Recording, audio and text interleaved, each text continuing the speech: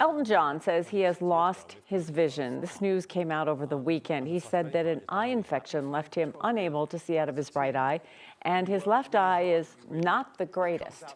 Sudden loss of vision is a really scary thing for anyone, so we're going to talk more about that health issue with our 9 News medical expert, Dr. Pyle Coley.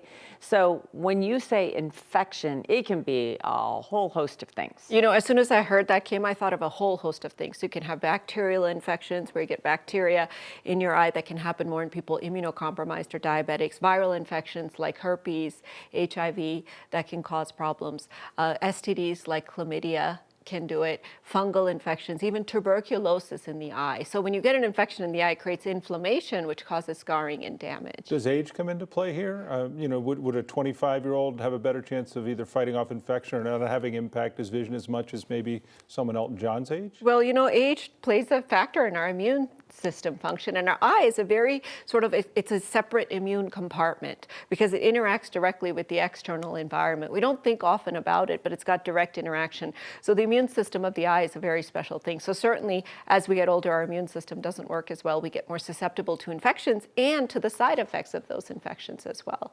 So then he said his other eye isn't so great. Is there any chance the other eye compensates and somehow really picks things? I mean, I've heard those stories. Well, it's very interesting. This is the physiology. So if you take away a person's single eye, the other eye doesn't necessarily have better vision perception, but the brain starts to rely more on the other eye. So you're using your other eye more. Now, one thing you will lose if you're not looking with both your eyes is depth perception, because the way that our brain tells us how far something is by looking at the difference between the two eyes. So if you're looking only at one eye, you don't know as well. But the other thing that happens is the field of vision. So if you think about your peripheral vision off to the side here, you use both your eyes. If you take away one eye, this eye's peripheral vision expands. So it tries to pick it up.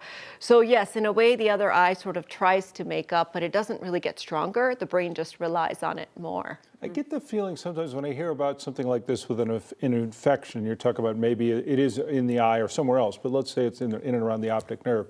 I think it's amazing we see anything. When you start looking at that delicate balance that everything has to function just right for your whole life, and in this case, something's gone wrong. It is so true, and I think we take our vision for granted. But if you think about all the amazing things that have to happen for us to see, we have the eye structure itself, which is this massive computer. Then we have our optic nerve, which carries the impulses from the eye to our brain. And then we have our brain computer, kind of putting it all together. So anything along any of those, whether it's glaucoma, cataracts, whether it's multiple sclerosis on the optic nerve, whether it's a brain tumor or stroke, any little thing can really disrupt our vision. So taking our vision for granted is something we all tend to do, but there's so many things that could go wrong. Yeah, you think of macular and things that people live with and all that they lose in the midst of that.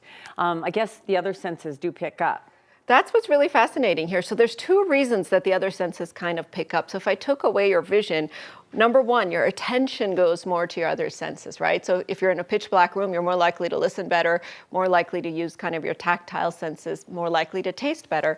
But the second is actually something called neuroplasticity. So over time, that part of your brain is not working. So the brain says, okay, well, let me use this part for something else. So if you take away the visual cortex, which is in the back part of our brain, the brain starts to grow neurons that then do something else. Usually the other senses can kind of pick up. So you often hear he's a musician, right? Elton John, and you can hear that musicians that don't have a sense of sight can often be really, really stellar musicians because they listen better. I always think of humans, though, relying on all the senses. Sight is the paramount one. Mm-hmm. That's the one we trust the most. Our friend, Dr. Kevin, the veterinarian, says, I was asking about dogs. He goes, no, dogs trust their nose. They can smell around the corner. Yes. But with us, it's eyes, it's eyesight. Well, so it means a lot. You know, Tom, the idea of having vision and then losing it, it's one thing if you've not kind of used to the vision. Mm-hmm. We have little kids who lose their eyeballs, you know, from retinoblastoma or what have you, and they grow up that way. But having the vision and then losing it is such a loss. More traumatic. Mm-hmm. Yeah. Thanks as always. You can find, of course, much more with Dr. Coley. Just go to 9news.com/Dr. Coley.